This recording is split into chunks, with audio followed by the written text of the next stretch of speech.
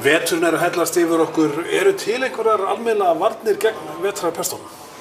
Já, það svo sem ýmislegt hægt að gera, en við vitum auðvitað að það ekki til nein lækning við svona kvefvírus eða flensuvírus eða slíkt, þannig að við getum kannski ekki fullyrt það, en það hægt að gera ýmislegt til að hjálpa líkamanum til þess að svona berjast betur.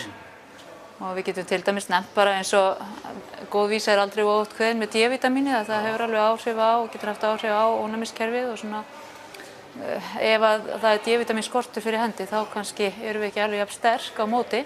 Það þrælvirkar? Já, allavega þurfum við að passa að við séum ókei þar. Og svo kannski annað sem má nefna eins og til dæmis bara fókusin hefur verið mikið á þessa meltingargerla og þarmaflóru. Og hún tengist líka inn á ónæmiskerfið, þannig að við viljum vera vissum að við séum að berjast á þeim vígstöðum, þá betra að vera með góðgerlana við hendina og það eru til sérstakar meira að segja blöndur sem eru hannaðar fyrir ónæmiskerfi. Og svo eru náttúrulega ýmsar jurtir sem koma sterkar inn líka og margir hafa tröllatrú á sólhatt til dæmis. Við erum búin að borða örugglega mörg tonn Íslendingar á sólhatt í gegnum tíðina.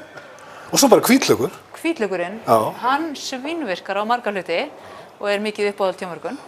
Og svo má nefna fleira eins og til dæmis bara ólífulauf og eitt og annað þannig og svo auðvitað C-vitamíni sem að margir líka trúa mikið af.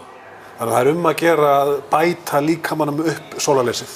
Já, ég myndi segja það og því ekki að reyna sitt besta til þess að leggjast ekki í bælið.